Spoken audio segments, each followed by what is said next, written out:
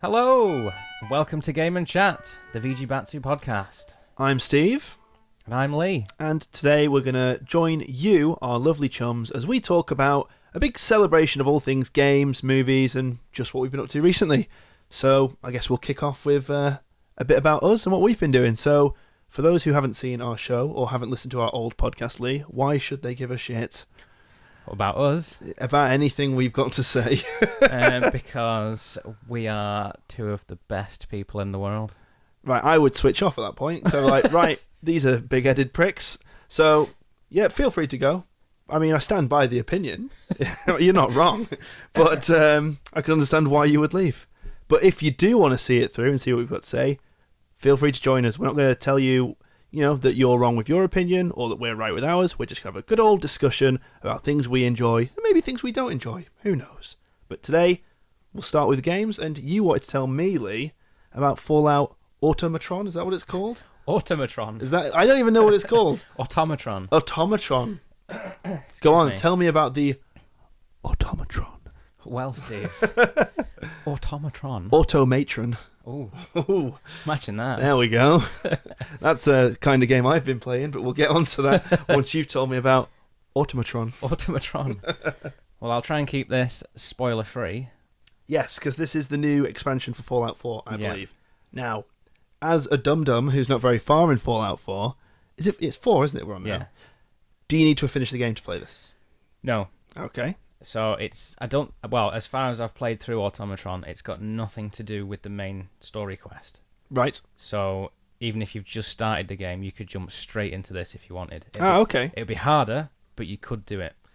That's quite good, because I've seen the trailer for this, and I'm interested because it's robots, but I'm not very far in Fallout, but I think I'm far enough to be able to play this then. So in a sense that the earlier in the game you are, the harder Automatron is. I mean that in a way of when you've just started, you've got no scrap. You've got all the crap that you collect. Oh yeah. So obviously by the end of the game, you've got tons of it. Just shit tons It's of just lying screws, everywhere. bits of plastic, metal. Yeah. So when you start Automatron, obviously this is no spoiler because it's in the trailer. Mm-hmm. You get to build your own robots. Yeah, I don't think that can be a spoiler. I think that is what this DLC is about. I'll leave the main quest that you actually do. Yeah. Well, before you leave that to one side, because I know obviously you don't want to spoil it. I didn't even know there was a quest. See. See, when they first showed this, I thought it was just, you're going to get to build robots and, you're going to get to take them out as companions. I didn't realize it had a story to it, and that is awesome. Yeah, it's really cool. It's, how can I describe it? It's so, over the top 50s presentation sort of style. It has to be. Like, the box art for it is the guys in the vault suit.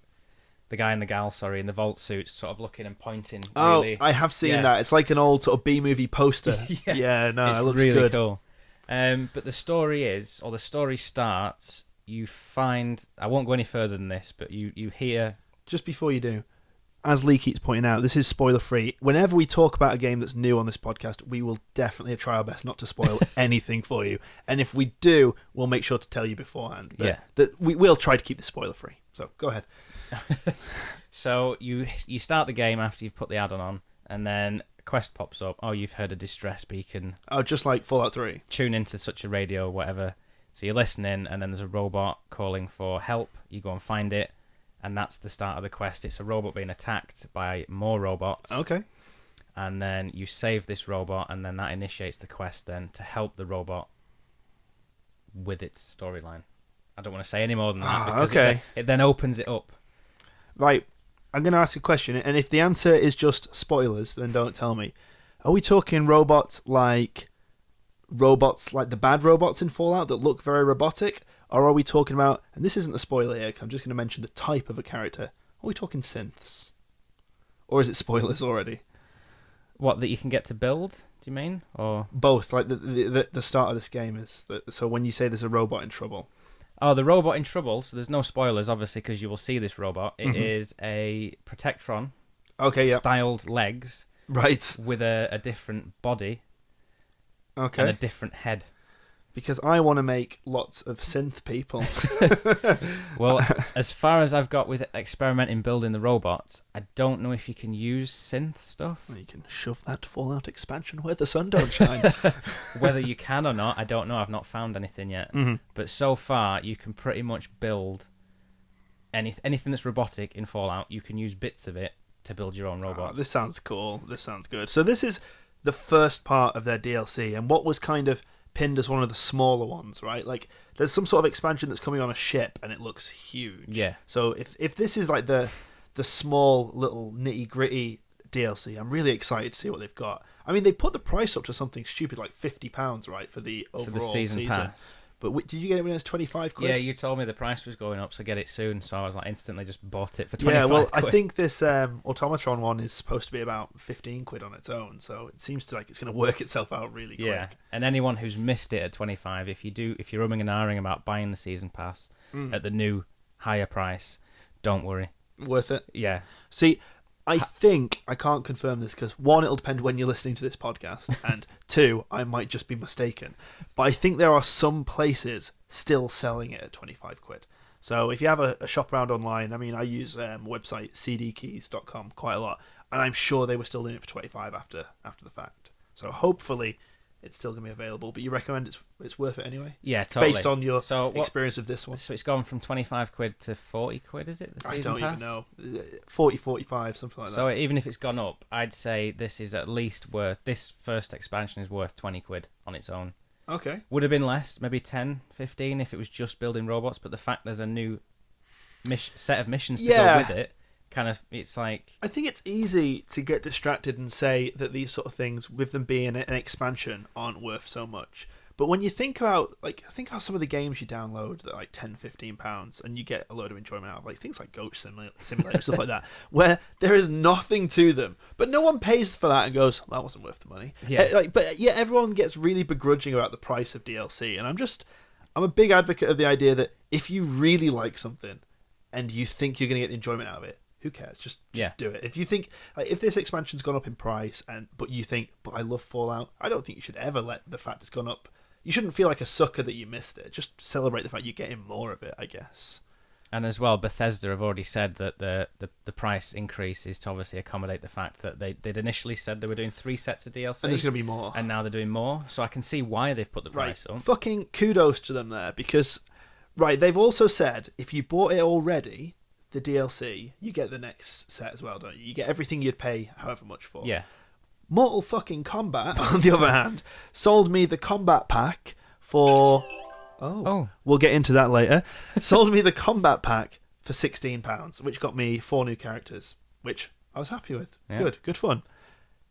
Then they decided they were making 4 more characters and charged me 16 quid again. Doesn't bother me, that's fine.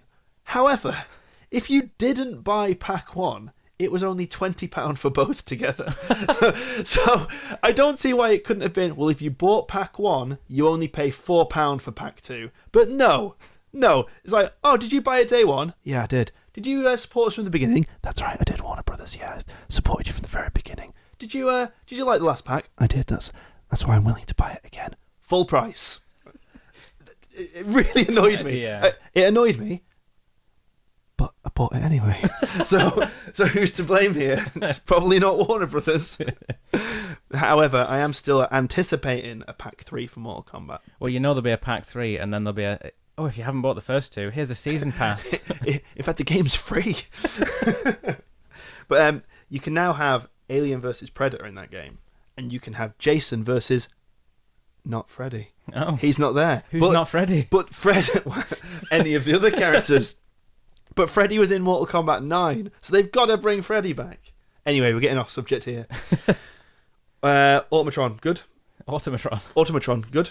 Automatron, sorry. Automatron. Automatron. Automatron. Worth it. I'd give it a solid...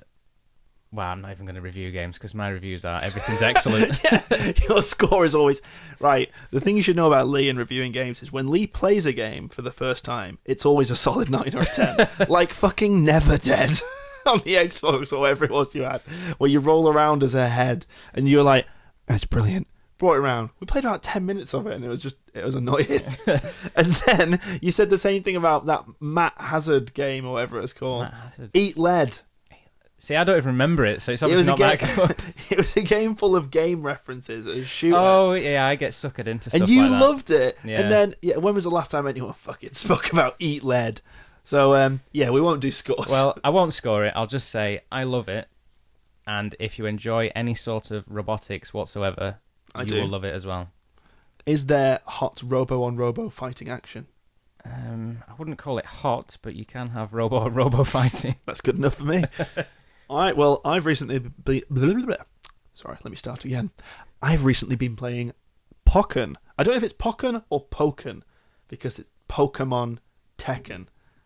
I'm going to say Pokken, because Pokken... Does the E have an apostrophe? I don't know. I don't think it does. No, I think it's like Tekken. So maybe it is just Pokken. Tekken. Pokemon Tekken. In fact, in Germany, it's called Pokemon Tekken, so they don't have to worry about this. So I'm just going to call it that. Well, I've been playing some Pokemon Tekken. If anyone out there knows how to pronounce it, feel free to tweet us. Keep it to yourself. Tweet it to us. What, the word Pokken? I know how to read it. That's it. Just give us a tweet. Okay, anyway, so Pokken, Pokemon Tekken. It's exactly what you'd expect from a game that's called Pokemon Tekken. It's a fighting game with 16 Pokemon characters, but it's not quite what I anticipated. I thought it was going to be fully one-on-one, side view, Tekken style, but with Pokemon characters. But it isn't. Each match starts with almost like a 3D arena. So imagine something like Power Stone, but with, there's no objects or anything to smash around in, but you've got that freedom to run around and fight each other. And certain moves trigger what's called a phase shift, which then turns it into the 2D plane, and it becomes Tekken. But what they've done really well is... Now, you were disappointed initially when you saw it, weren't you? Because you thought there wasn't enough characters. Yeah, like not massively disappointed. Lee wanted every Pokemon in it. At least the first 150. What? Right, think how big the roster to Super Smash Brothers is. It's not big enough. It's fucking big enough. More. Right, okay. Well, I'm pretty sure there's going to be DLC. It's almost certainly going to be for people like you. Is it going to be £16 for 4 characters and then £16 for another 4? But 20 for the first 8. Oh, well, here's hoping.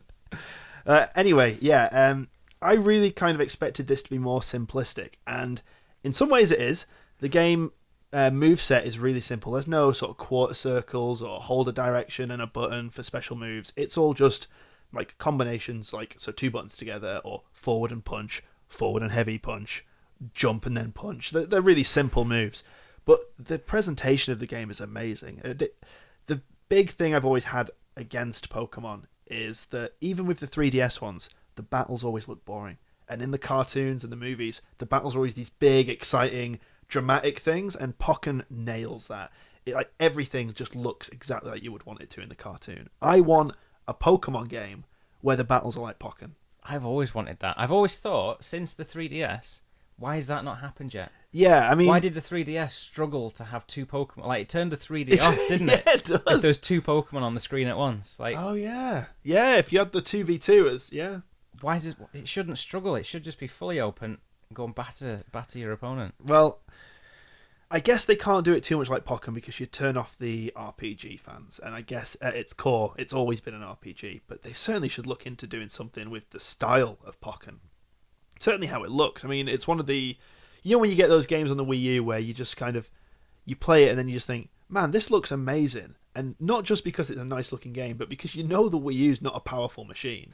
But you get these games occasionally like Smash Brothers, Mario Kart, and Pokken, where it's just... Secretly, it is. It rivals any of the bigger stuff just because the guys developing for it seem to know what they're doing when they're pushed. So, yeah, Pokken's one of those ones that really kind of showcases the Wii U.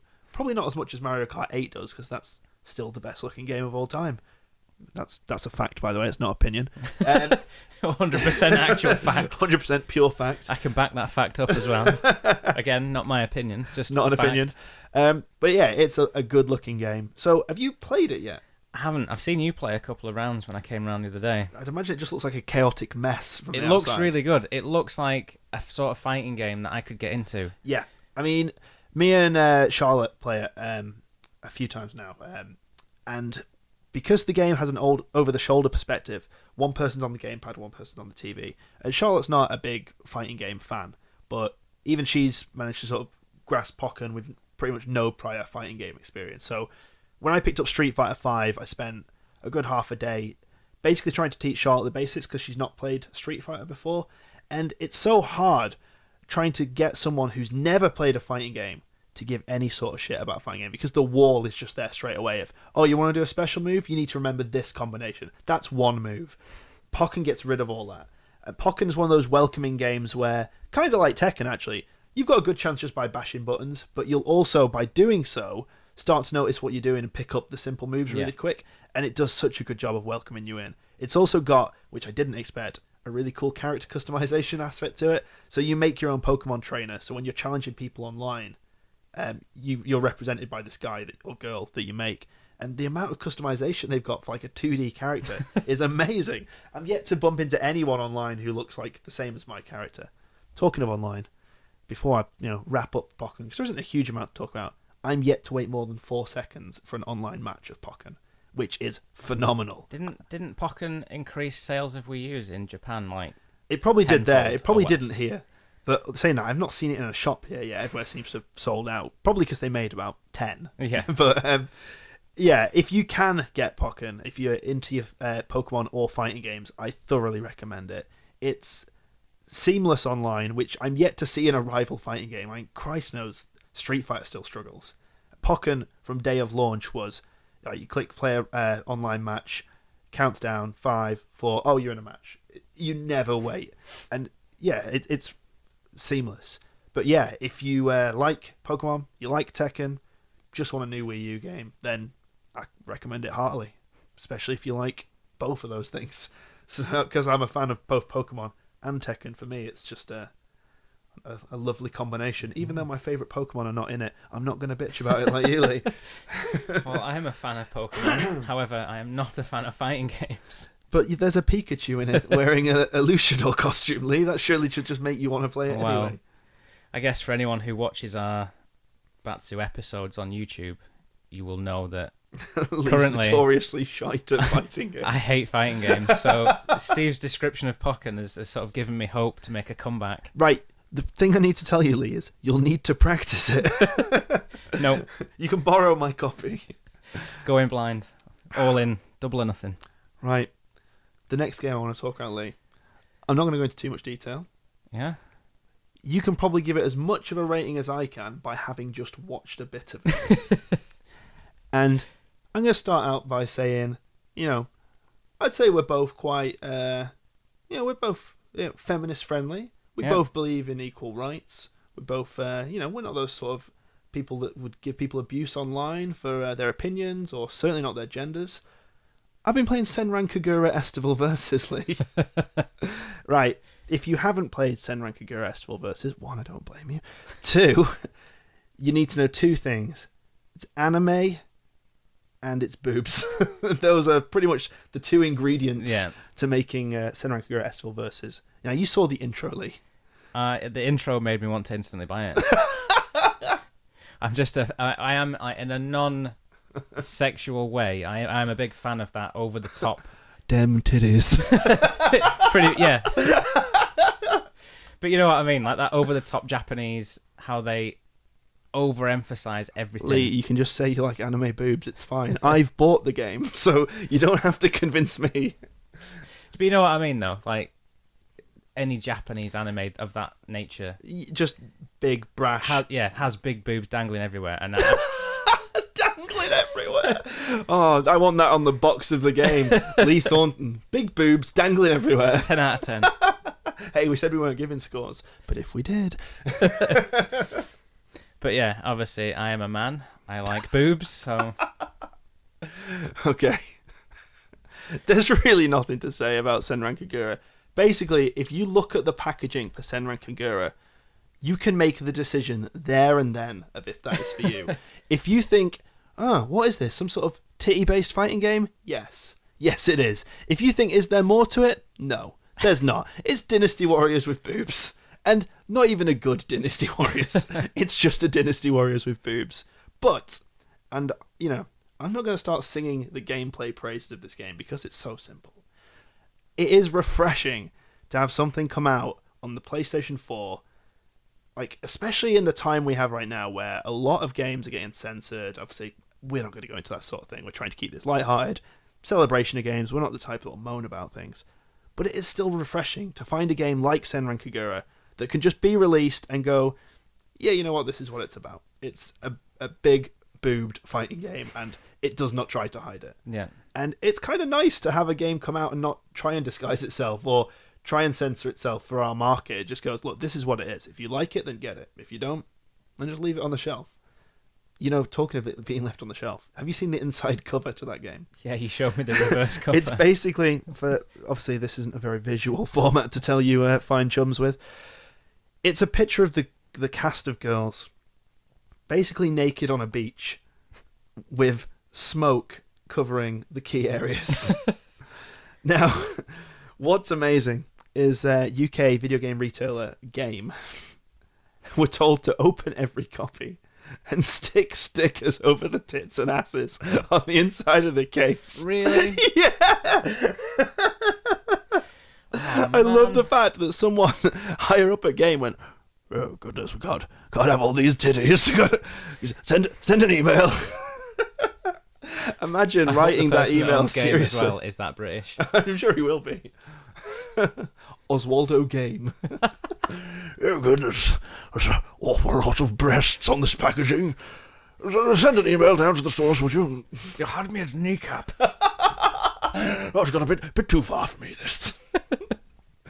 But yeah, Senran Kagura Estival Versus is a thing that is out now. I will not tell you whether or not I'd recommend it, but I do recommend that if you're into that sort of thing, have a look.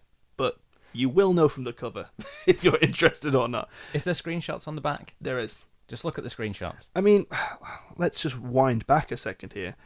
This series came to the West starting with the 3DS one. And let's not forget the slogan for that game was just 2 good reasons to turn the 3D on. That's actually what it says on the back of the packaging. But yeah, it's out there. It's available. I'm not ashamed to say there is a copy sat on my shelf. And I'm ashamed to say there isn't one sat on my shelf. But yeah, do check it out. You're not gonna learn anything. You're not gonna be impressed by incredible game design. But if you like hack and slashes, you like hack and slash, you like anime boobs, you're gonna enjoy it. Also, and I'm being deadly serious here, it's a really nice looking game in terms of the characters, and not just because they got the big titties, but like, you know when you get cel shaded games and you can tell when it's anime or it's just 3D stuff that's cel shaded. I think a given screenshot of Senran Kagura, like a close up of the characters, when they're not moving, they actually look like they're drawn. The actual cel shading on it is really nice, and it's just such high resolution. I think that really helps with cel shaded games. It being like 1080p just means it looks gorgeous. Like if a new Jet Set Radio came out now, it would be amazing because of the HD would add so much to it. But yeah, you know if you don't like it. Enough about Senran Kagura. So, you want to talk about some films? Some films. What have we watched lately? Oh, well, we both went to see 10 Cloverfield Lane. Oh, we did, yeah, at Le Cinema. We did. Now, if you've seen the original Cloverfield, we'll keep both the films spoiler free. Yeah. Well, I can't remember the first one anyway. Oh, well, so. I'll try not to spoil it for you. Well, I've seen it, but I just can't remember anything that happened. I did mean to rewatch it before we went, but I never got around to it. Well, that's kind of interesting, though, because, well, we'll get to that, I guess, but you don't need to. Yeah. However, at no point in 10 Cloverfield did I think, what's going on, because I'm missing out on something. Yeah. Well, Cloverfield was a monster movie, right, where a big monster attacked a city, and it's through the eyes of one of the characters. The whole thing's that found footage camera stuff, right? Whereas this one is really nothing like it. Yeah. The basic gist is, I don't even know the character names, but basically it's John Goodman is in a bunker. Like, you know that you hear those stories about those nutters in America who've made like bomb shelters for themselves. Yeah. He's one of those guys, and everyone assumes he's crazy, and he's made a shelter. And Mary Elizabeth Winstead, is that Ramona Flowers' name? The actress who played Ramona Flowers. That one girl with hair like this. Yeah, well, anyway, Ramona Flowers is in the bunker. And some guy that I've never seen in any other movie, but he has a nice beard. Yeah, quite a friendly character. Yeah, they're basically in the bunker with our good friend Goodman. Good friend Goodman. Good man. Yeah, we're in the bunker with him, and it starts to kind of, I don't know, reveal his history and who he is, but not from his perspective, through the characters you're following, mainly Mary Elizabeth Winstead's character. And the whole film, from start to finish, completely twists and turns in terms of who you think is the protagonist, who you think is nice, who you think is horrible, what's going on outside, is something going on outside. So John Goodman tells everyone, what is it? That there's been like a nuke or something, is it? Yeah, it's like Fallout, so nuclear fallout sort of happening. Right, well, I'm going to ask you something now. Before she went to the door to look outside, Yeah. did you believe anything was out there? Or did you think John Goodman was just being nuts? Well, without spoiling anything. No spoilers. No spoilers. Because I don't think this spoils anything, because it twists and turns so much, and it's just an event. By that point, did you think anything was going on? To be honest, no. Same. I'm not going to say whether something was, because throughout that film, I went from, there's nothing outside, there's something outside, something is definitely outside, there's going to be nothing outside. That's pretty much what I was sat thinking throughout the film. But how do you describe that film? Without spoiling it, I don't think you can. It's really kind of claustrophobic feeling. Like you're in such a small space, and there's so many camera shots that you're right in characters' faces all the time. And I think we wouldn't be doing a discussion of it any justice without saying how good John Goodman is in that film. Yeah, John Good. If you've has he ever done a film like this before? I only know him from sort of comedies but God, like The Big Lebowski. Yeah, Stuff like that. But in this, he's brilliant. Yeah, 100%. It's all him in this film. I mean, everyone in it is good, but that's basically reviewing 3 people. But it came out of nowhere as well. Like, no one knew this film was coming, and the fact it came out and was great was spoilers, by the way. I thought it was great. It was really surprising. What did you think of it? I enjoyed it. I really had no idea what to make of it, and then like you, throughout the whole thing, you think, "Oh, this is like typical horror film." Oh wait, no, it's not. And then, oh, actually, yeah, it is. Oh wait, no, it isn't. Yeah, and it's just a roller coaster of what the hell's actually going on. I'm not going to spoil if it links to Cloverfield or not, or how it links to Cloverfield if it does, which maybe it doesn't. I still don't even really know. But what I thought was great is having the name Cloverfield in the title, although it's probably just there as a way to grab people who've seen the original and go, hey, it's another one. I mean, by the way, don't fall for that. You don't need to have seen Cloverfield to see 10 Cloverfield Lane. But having that in the title constantly left me thinking, when's it going to reveal how it's related to Cloverfield? Or when is it going to become like Cloverfield? And the fact that, this isn't a spoiler, but the fact it never really becomes like Cloverfield, it just threw me off. Like, even the end where, it's been quite divisive between people. Some people really liked the ending, some people really didn't. I liked it. I thought it was good. But even the end where it gets a bit like strange, it never still becomes like Cloverfield. It just keeps adding more questions, but also answering some other questions you've had. Yeah, I liked it a lot. But I don't know if I'd ever see it again. What about you? It's probably the film you'd rewatch when 11 Cloverfield Lane comes out. Yeah. It's odd to talk about, really, because there's so much to spoil with that movie. But I totally would recommend it. I don't know about you. You think it's worth seeing? Yeah, totally, yeah. If you like...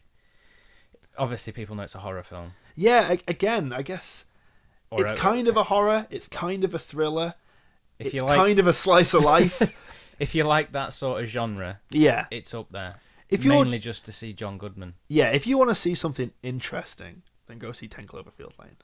We should totally go see Batman Superman, because I think we'd have a lot to talk about that, because I've seen nothing but terrible reviews of the damn thing. Yeah, and sad Ben Affleck. Yes. Now, good friend of our YouTube channel, Matt Simmons, went to see it and really intensely disliked a lot of it. Did he really? Yeah, he said there was bits that were alright, but the overall opinion of it was that it was pretty bad. It's not doing well on Rotten Tomatoes, I believe, as well, is it? No, not at all. But that's just someone's opinion, I guess. However, I think it's probably going to get my typical score of, oh, it's well good. 10 out of 10. Batman and Superman were in it. two superheroes in one film. Yes. Whoa, there's definitely more than two. So Wonder Woman's in the trailer. Oh, 3, even better. This is like the Avengers all over again. Oh God, how many out of 10 did the Avengers get for you? Yeah, perfect 7 out of 5.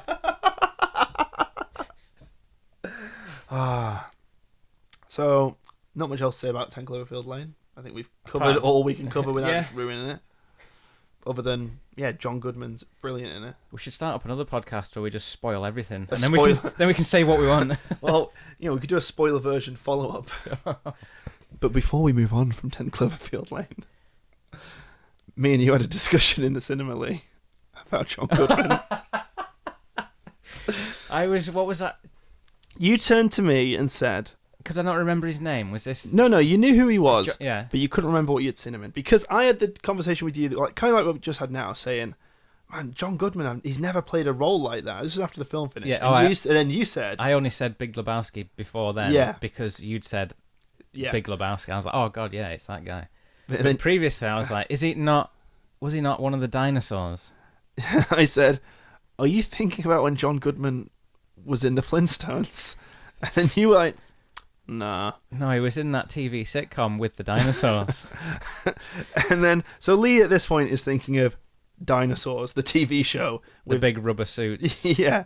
And then when I pointed out that John Goodman is 1, nothing to do with that show, and 2, not a voice in that show, you said, oh yeah, I'm thinking of Roseanne. No, it was Susie. Susie would just turn around with a massive confused face on, like, do you not mean Roseanne? Oh, that's it. And you were like, oh yeah, Roseanne. That's the show with the dinosaurs in that John Goodman's famous for. Yeah. He was good in that. Sure, people will back me up there. He was in Roseanne. Yeah, he was in Roseanne. There just wasn't any dinosaurs in Roseanne. You got the reference anyway. Yeah. Only because by eliminating the only other 2 things you could have meant, we got to it. To much delight of all our friends that were sat on the same row as us, as they spread down the cinema row on the way out, everyone just started laughing. At you, not with you. Hey, I'll take any laughs that come my way. Alright, so you wanted to talk about the TV show you've been watching recently. TV show. Twin Peaks. One of my faves. And you're watching it. You've still not watched all of it, have you? Yeah, I'd never seen it back in the day when it came out. I was late to it, but I saw it probably within the last 5 or 6 years I've seen it. And then a couple of years ago, you and Charlotte said... We started watching it together. We should watch this together, and I absolutely loved it. And the new series is coming out, which has then spurred you on to show your girlfriend. Yeah, so we're now rewatching it from the start. And I've got that thing now that you've got. When you were watching it with me, you kept nudging Charlotte going, I get that now. If you heard a phone buzzing, by the way, double buzz. Again, we'll get into what that is. So you'd nudge Charlotte like, oh man, I know why that's the thing now. Yeah. Because and I'm doing that with Susie. Twin Peaks has this brilliant thing of if you rewatch it, you start to see things unfold that obviously you then know are coming because you've seen how it leads up to it. But things you'd never notice first time around become blatantly apparent second time around, and it's brilliant for rewatching like that. One thing I can actually do here in our awesome recording studio. Oh my! This is a spoiler, but not for you guys because it's visual. So I'm just going to say to Steve, does he know what I mean? So the bit in one of the first few episodes. Yeah. That thing. That meant nothing to me. Oh well. Obviously not. So I don't want to spoil it for anyone that watches it. Lee pointed at his face and then pointed away. I don't know what that means. But anyway, I noticed a thing that I never noticed the first time watching, and I put it together and thought, that's part of this that I now know is further down the storyline. Well, you can tell me about it after the podcast so we don't spoil it for people. Right, you're watching it. Yep. Where are you watching it? Where? Yeah. On telly. Are you watching it on DVD? No, it's on Sky. It's on Sky? Yeah. Is it on demand then on Sky? Yeah, they've got the full... I think they've got 1 and 2, both series. Oh, that's good. Well, I think the first series is only about 8 episodes long or something stupid. One other thing as well with Twin Peaks, Susie noticed after episode 1, she was like, is there only 3 pieces of music in this? Yes, I just said, well, you better learn to love them because that's all you're going to hear. Why would you want any more? It's almost like just that constantly when nothing much is going on. Yeah, and then you've got the joyful Dale Cooper's having a good day sort of music. It's kind of like, do you remember Sonic Adventure where everyone had a theme tune when they appeared? It's like that, but in a TV show that's kind of serious in places. So, I don't want to spoil any of Twin Peaks, because if you haven't seen Twin Peaks, I think we'd both recommend it. But, saying that, I'm aware that it's a little old now. It does show its age, but I don't think it's detrimental to it. I think if you can see past the fact that it's obviously quite old looking, then it adds to its character, I think. Yeah, it wouldn't look right if it was any newer than what it's... That's one of the things I'm worried about with the new season, is I don't know how it's going to feel like Twin Peaks when it's all modern. Well, isn't the main guy... Is it David Lynch? Yeah. Isn't he... He is directing. He went in it, then he was off it, and then he's now back on in it. Yeah. So hopefully he'll keep it, because he's a good person. They should be shooting it on a shit camera in 4:3. An old VHS tape-loaded camera. Definitely. All right, is that enough about Twin Peaks? I think that's enough about it. You don't can't want to spoil Twin Peaks. No spoilers, but watch. If you like cherry pie and coffee, you'll have a good time. You'll have a whale of a time. Cherry pie, coffee, and brutal murder. Yeah. Then you'll like Twin Peaks. Have you seen the film Fire Walk with Me? No. Me and Weren't we going to watch that after we'd finished season 2? Yeah, you should watch it, but at the same time, it's really odd. I know Twin Peaks is odd anyway, but the film is really odd. It's not even got that much Dale Cooper in it, really. It's kind of horrendous in places. And I don't mean bad, I mean hard to watch, because some really brutal stuff happens in that movie. But yeah, lovely. Good film. So obviously it is about a murder, because that's the first thing you see in the pilot episode. Yeah. But there's a lot more light-hearted stories to it. Every character has a genuinely unique story, backstory, and a interconnection with everyone else. What I've never understood is the first season, you never got to find out who the killer was, and you do early in the second season. And most people see that as where it should have ended, that when they find out who the murderer is, that the series should have just stopped. But some of my favourite stuff in Twin Peaks is when people are just hanging out and talking, because you've got such an amazing cast of strange people that it's just great to watch these people and see what their lives have for them, because no one has a boring life in Twin Peaks. Everything is happening to everyone. Pretty much. You've got things from people going into a coma, people believing that a 40-year-old woman believing she's 17. You've got, Christ knows what happens in that film. You've got like a weird game of chess that is also murder chess, which I'm not sure if you're at yet, so I won't spoil.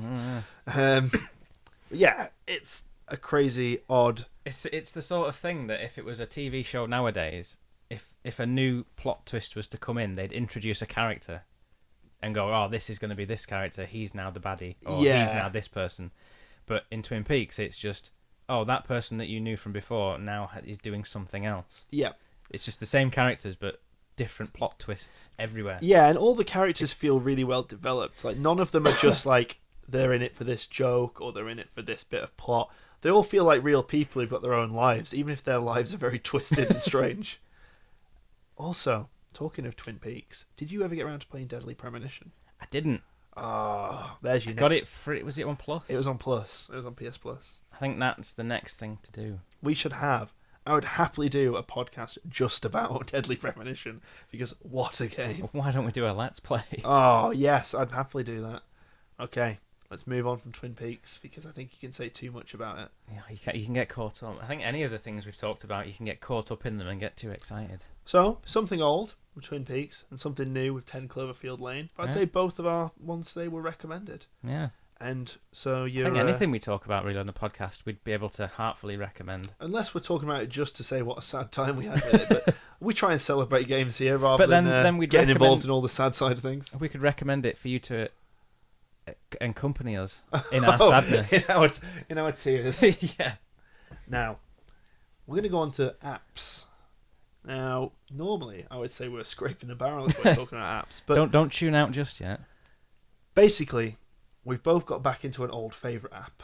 We have. Well, I never really left it. I think you left it for a bit when you got your new phone. Yeah. Because you were upset about having to restart it. And then you've kind of just gone full in.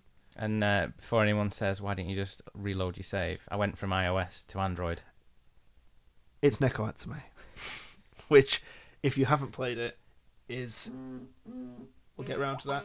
We'll get round to that in a minute. Yep. If you can hear phones buzzing, we're going to get round to There's a it. reason. Neko Atsume is... Oh, how do you describe it other than Cats. cat game? If you like cats, if you like cute things, you will love Neko Atsume. Basically, you own a garden, you buy Food. and toys, and if cats like that food and those toys, they will and come to hang your out. garden. Now, if you don't see them, then it'll tell you they've been, but you won't ever get to see what they look like. They'll just leave you a little present. But sometimes you get lucky when you turn on Neko Atsume and there's a cat in a cowboy hat.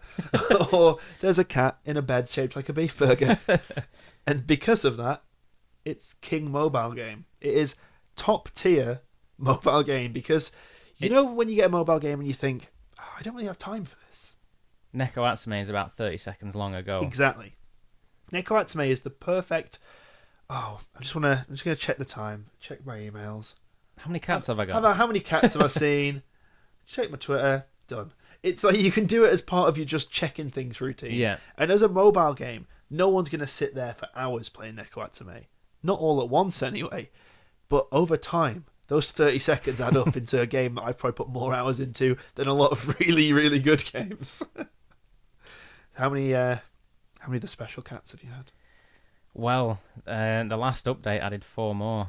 Oh. I think I needed 4 before that, so I now need 8. No, 7, because one of the new ones I got. I went from an iOS phone to an Android phone, and I lost all of it like you did. Yeah. But I never got that hook. Oh. If you heard phones buzzing, we will get back to that. I never had that hook back in until recently where I started playing it. It's been long enough for me to go, well, those hundreds of hours of cats that I threw in the bin are never coming back. Well, now they are coming back. So I would say it's the favourite app on my phone. Back in the day as well. Oh. Well, not back in the day. But when it first came out, it was only in Japanese. It was totally Japanese. So you had to. It was trial and error. Like, what does this do? You could figure it out quite easily. Yeah. But now it's all in fully English. translated. I mean, if you haven't played it, everyone must have heard of this by now. But if you haven't played it, it's Neko Atsume, because I struggled to find it when it first came out because I was hearing of it. In the App Store or in the Google Play Store, it's just it's got Japanese characters. Yeah, it's still got Japanese. But I think now they have added. Now they know that. Because I think it says people. Neko Atsume Kitty Collector or something like that, doesn't it? So they've changed that to help people find it because it was a struggle. See, I'm not a mobile phone game fan, but I did have plenty of time for Neko Atsume, which was my favourite mobile game. Until today. What app has come out today? Well, today, at time of recording, that's the 31st of March, was the release of Miitomo, which was Nintendo's first foray into the world of mobile phone games. And it's a stonker. If this is how they're starting with mobile games, I applaud them and I cannot wait for their next game. So if you've heard our phone buzzing or sneezing... Right on there we cue. go. It is because we're being tagged in Miitomo posts, or people are talking to us about Miitomo. So for anyone who doesn't know what it is, it's basically... How do you describe this? Oh, crikey. I forgot the name of the game already now. Tomodachi Life. Tomodachi Life. Which in itself is kind of like The Sims, where you don't really control anything, but it's more wacky than The Sims. I hate the word wacky, but it is definitely a wacky game. So you basically create your Mii, put him in a block of flats. Yep. Import your other Miis from your Mii Plaza. Yeah. Bring them in. You give them all different personalities. If they're your friends, you can try and make them as accurate as possible. You can bring in famous people. Yeah. Anyone like that. So this is basically a Facebook, for lack of a better word, it's a Facebook version of that DS game. See, I love Tomodachi Life. I thought it was really cool, really silly game, but it never felt like a full price release. That's what it was missing. Yeah. And I always thought with Tomodachi Life, and I was just mistaken, I guess. I thought it would have social features, like you'd visit each other's houses, but you can't do that. You can kind of send... You have babies and they can be they explorers. Can go on exploration missions.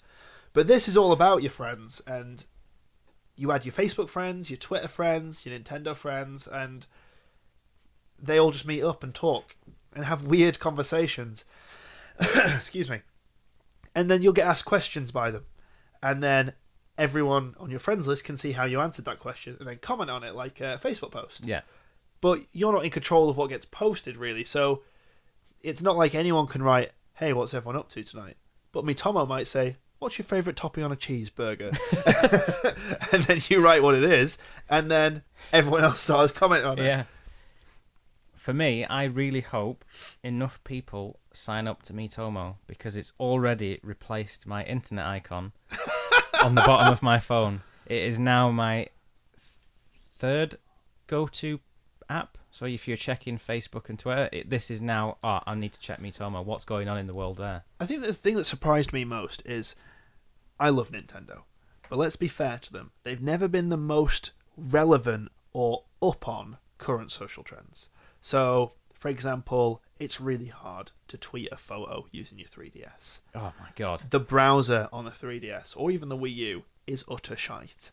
Now, the Miiverse took steps in the right direction for me because I loved that social thing, but it still was exclusive. You couldn't post a Miiverse post easily to Twitter or something.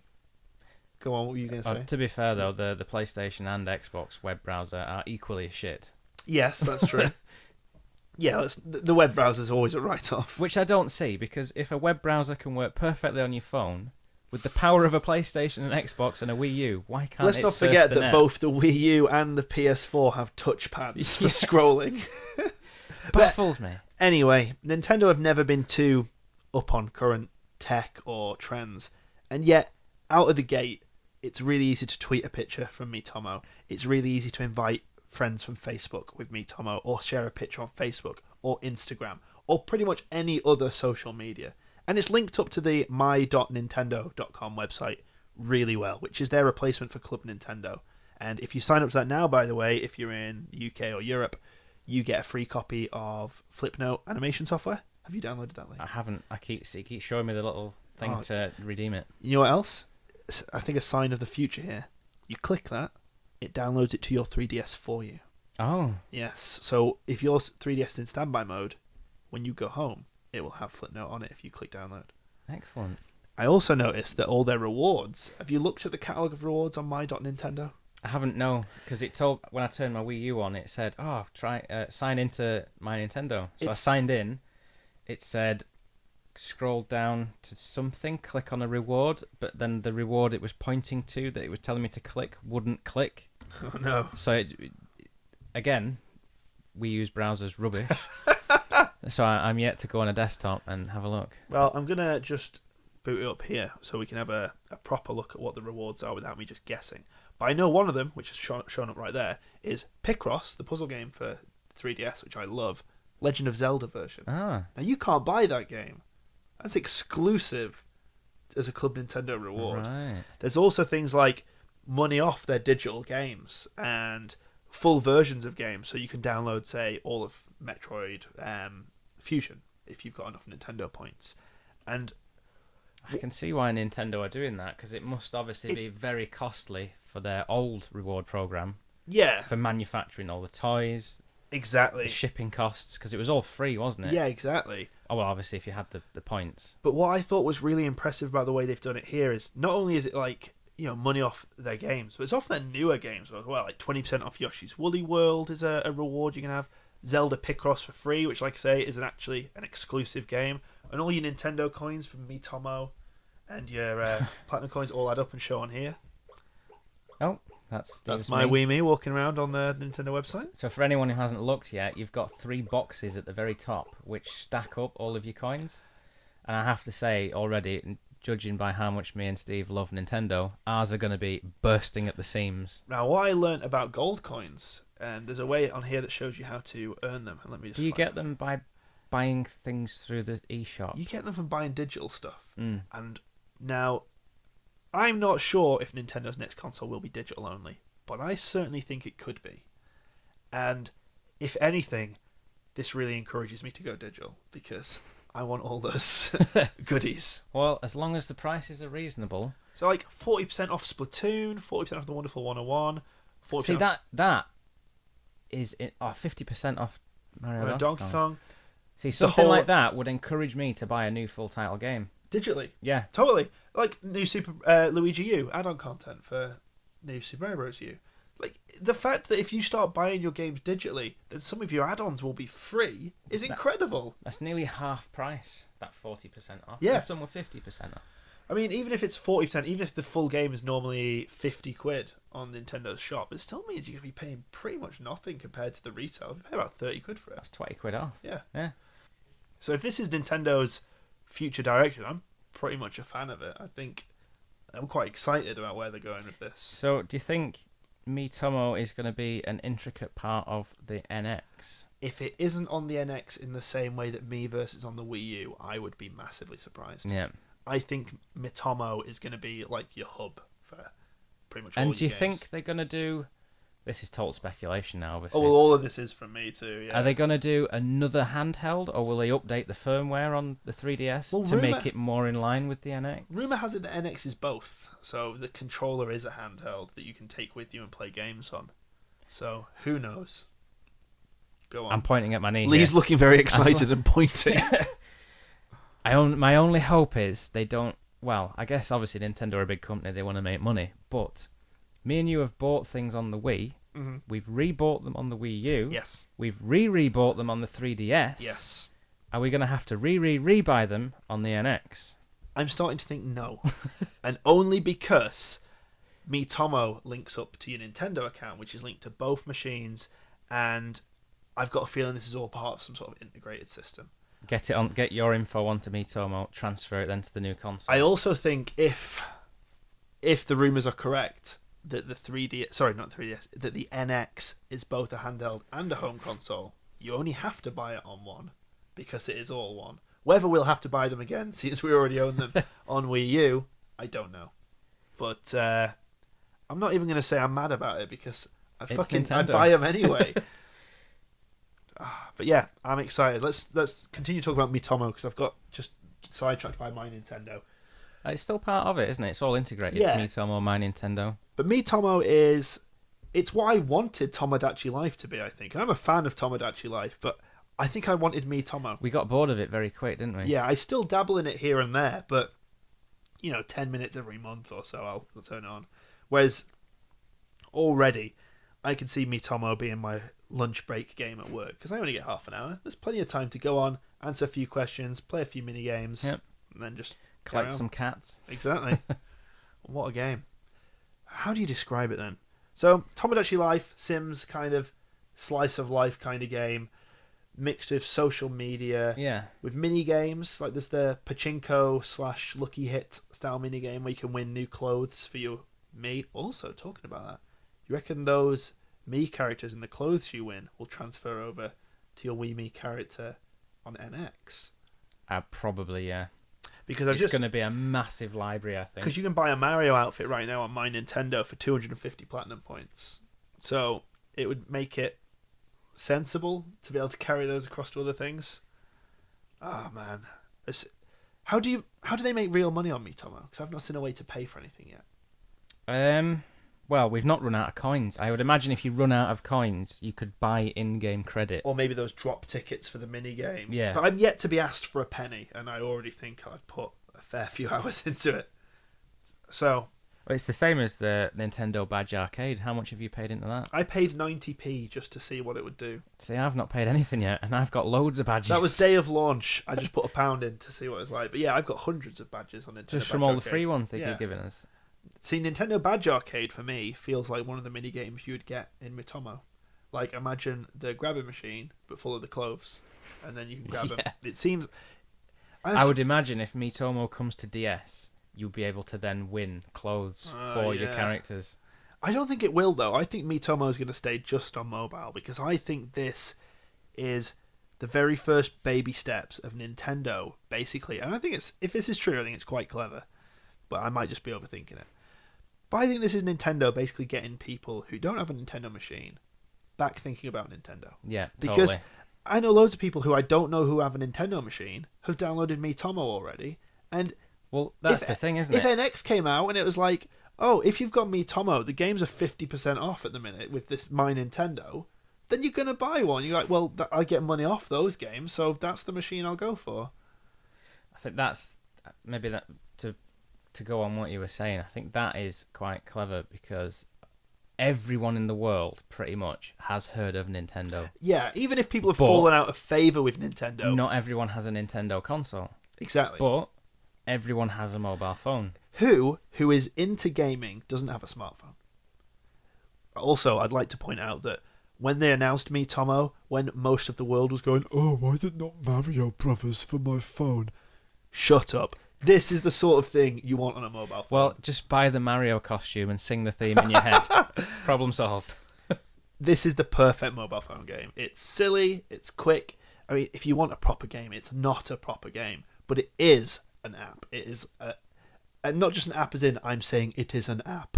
Obviously, it's an app. But what I mean is, it's an app in the way that Twitter and Facebook live on your phone. Miitomo is going to live on my phone and be one of those daily I check it apps to see what's going on with it. And I think that's what Nintendo are aiming for with this. I think they're just trying to get the Mii characters, especially because it keeps encouraging you to sign up to a My Nintendo account. I think they're just trying to drive people to Nintendo's website all the time with it, and I think it'll work. Totally, yeah. So Miitomo, I think, comes as a hearty recommendation from both of us. You can take pictures of your Miis and share them around. You can slap a picture of a Willy in the background, should you wish. Also lets you swear, which I thought was surprising. It does, yeah. No censoring, which is very surprising from Nintendo. I say that I haven't actually tried all of the swears, but a couple I've done have gone through. Yeah, especially in your greetings menu. What have you got? No, mine are all sensible. I'm being super child friendly with it. I don't want any offensives. I don't want to get that banned. Because anyone who used to listen to our old podcast will know that I nearly got banned from Nintendo's online side of things. I'd like to point out that there is a secret Miiverse page where some of Lee's Willy pictures still haven't been discovered, and if they are discovered... However, if they are discovered, they're all in comment form, and none of them Stop are telling me. people where they are! None of them are me. So if they get reported, it's all of you guys. Well, I think we can wrap up the podcast there. I think we've talked about a lot of good games. I think we've had a good time. So, one last thing. VG Batsu. Yeah. Obviously, if anyone is a fan of our YouTube show and listening from there, then thanks for joining us. I mean, you might be listening on the YouTubes, which you probably are. Yeah, this will be a first for us. A podcast on the YouTubes. Imagine that. But if you are listening on YouTube, thank you so much for joining us, and thanks for supporting our show and our work. If you do like what you've heard, give us a like, give us a subscribe. It really helps us out because the more people that get to see our stuff, the better for us, really. Yeah. We want to just share the joy. We try to keep it all fun, friendly, lighthearted, and we hope you had a good time. Yeah. Thanks to everyone for suggestions. Yes, so... If you watch the show and you'd like to see us play specific games... For those who don't watch the show, we do a video game punishment show, VG Batsu, where we play a game against each other and the loser gets to choose a punishment from a big spinning Wheel of Fortune style wheel. You say choose. The wheel chooses for them. But if you like the sound of that, feel free to join us on youtube.com/VG Batsu if you're not there already. And we hope you like the show. And if you have suggestions for games or punishments, then pop them in the comments or on our Twitter. Yep, and we'll give you a shout out if we use them as well. Yes, and what's our Twitter? It's just VG Batsu. Facebook / VG Batsu. And we're just search in the bar. VG just put into Google VG Batsu, and I think now we come up. Yeah, all our social medias come up. I think we're on Instagram and all that sort of Vine. stuff. And if you desperately want to join our Miitomo, get in touch on our Twitter @VGBatsu, and we'll tell you our personal names, and you can join us for fun and frolics. And you can find out what our favourite topping is on a cheeseburger. Oh, I've not been asked that question yet. I haven't yet, actually. Oh. That was just one I made up, but I'm pretty sure it'll be in there. So, anything else? I don't think so. Well, thanks for joining us on Game and Chat, the VG Batsu podcast. Hope you've had a good time. We've had a good time. You might have had a good time. I've had to spend it with you. Well. Which has been lovely, Lee. Oh! I had a lovely time. Why, thank you, sir. So thanks for wasting an hour with us, and we hope you have a wonderful rest of your day. And go and download Miitomo. It's free. And you have the console for it, I promise. And if you don't, well, there's no excuse by now. Bye! See you later!